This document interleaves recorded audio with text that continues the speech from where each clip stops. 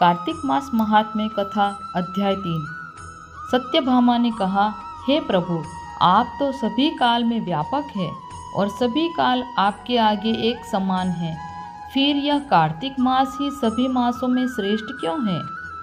आप सब तिथियों में एकादशी और सभी मासों में कार्तिक मास को ही अपना प्रिय क्यों कहते हैं? इसका कारण बताइए। भगवान श्री कृष्ण ने कहा, हे भामिनी, तुमने बहुत अच्छा प्रश्न किया है। मैं तुम्हें इसका उत्तर देता हूँ, ध्यानपूर्वक सुनो।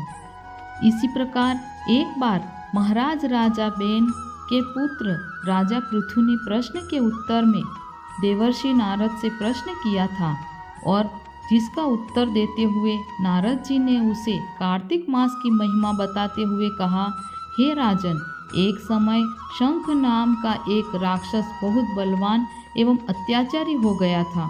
उसके अत्याचारों से तीनों लोकों में त्राही त्राही मच गई। उस शंखासुर ने स्वर्ग में निवास करने वाले देवताओं पर विजय प्राप्त कर इंद्रादि देवताओं और लोकपालों के अधिकारों को छीन लिया। उससे भयभीत होकर समस्त देवता अपने परिवार के सदस्यों के साथ सुमेरु पर्वत की गुफाओं में बहुत दिनों तक छिपे रहे। तत्पश्चात वे निश्चिंत होकर सुमेरु पर्वत की गुफाओं में ही रहने लगे। उधर जब शंखासुर को इस बात का पता चला कि देवता आनंद पूर्वक सुमेरु पर्वत की गुफाओं में निवास कर रहे हैं, तो उसने सोचा कि ऐसी कोई दिव्य शक्ति अवश्य है जिसके प्रभाव से अधिकारहीन यह देवता अभी भी बलवान है। सोचते सोचते वह इस निर्णय पर पहुंचा कि वेद मंत्रों के बल के कारण ही देवता बलवान हो रहे हैं। यदि इनसे वेद छीन लिए जाएं तो वे बलहीन हो जाएंगे। ऐसा विचार कर शंखासुर ब्रह्मा जी के सत्यलोक से शीघ्र ही वेदों को हर लाया।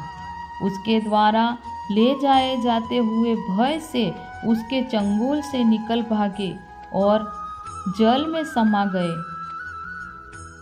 शंखासुर ने वेद मंत्रों तथा बीज मंत्रों को ढूंढते हुए सागर में प्रवेश किया, परंतु न तो उसको वेद मंत्र मिले और न ही बीज मंत्र। जब शंखासुर सागर से निराश होकर वापस लौटा तो उस समय ब्रह्मा जी पूजा की सामग्री लेकर सभी देवताओं के साथ भगवान श्री विष्णु की शरण में पहुँचे और भगवान को गहरी निद्रा से जगाने के लिए गाने बजाने लगे और धूप गंध आदि से बारंबार उनका पूजन करने लगे। धूप, दीप, नैवेद्य आदि अर्पित किए जाने पर भगवान की निद्रा टूटी और वह देवताओं सहित ब्रह्मा जी को अपना पूजन करते हुए देखकर बहुत प्रसन्न हुए तथा कहने लगे, मैं आप लोगों के इस कीर्तन एवं मंगलाचरण से बहुत प्रसन्न हूँ।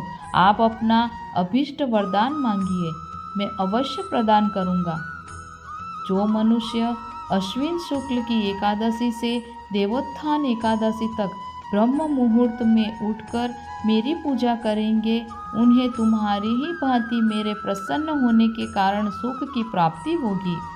आप लोग जो पाद्य, अर्घ्य, आचमन और जल आदि सामग्री मेरे लिए लाए हैं, वे अनंत गुणों वाली होकर आपका कल्याण करेगी। शंखासुर द्वारा हरे गए संपूर्ण वेद जल में स्थित है। मैं सागर पुत्र शंखासुर का वध करके उन वेदों को अभी लाए देता हूँ। आज से मंत्र, बीज और वेदों सहित मैं प्रतिवर्ष कार्तिक मास में जल में विश्राम किया करूँगा। अब मैं मत्स्य का रूप धारण करके जल में जाता हूँ। तुम सब देवता भी मुनीश्वरों सहित मेरे साथ जल में आओ। इस कार्तिक मास में जो श्रेष्ठ मनुष्य प्रातःकाल स्नान करते हैं, वे सब यज्ञ के अवभृत स्नान द्वारा भलीभांति नहा लेते हैं। हे देवेंद्र, कार्तिक मास में व्रत करने वालों को सब प्रकार से धन, पुत्र, पुत्री आदि देते रहना और उनकी सभी आपत्तियों से रक्षा करना। हे धनपति कुबेर, मेरी आज्ञा के अनुसार तुम उनके धन धान्य की वृद्धि करना। क्योंकि इस प्रकार का आचरण करने वाला मनुष्य मेरा रूप धारण करके जीवन मुक्त हो जाता है। जो मनुष्य जन्म से लेकर मृत्यु पर्यंत विधि पूर्वक इस उत्तम व्रत को करता है वह आप लोगों का भी पूजनीय है। कार्तिक शुक्ल पक्ष की एकादशी तिथि को तुम लोगों ने मुझे जगाया है, इसीलिए यह तिथि मेरे लिए अत्यंत प्रीतिदायिनी और माननीय है। हे देवताओं, यह दोनों व्रत नियम पूर्वक करने से मनुष्य मेरा सानिध्य प्राप्त कर लेते हैं। इन व्रतों को करने से जो फल मिलता है वह अन्य किसी व्रत से नहीं मिलता। अतः प्रत्येक मनुष्य को सुखी और निरोगी रहने के लिए कार्तिक महात्म्य और एकादशी की कथा सुनते हुए उपर्युक्त नियमों का पालन करना चाहिए। ओम नमो भगवते वासुदेवाय।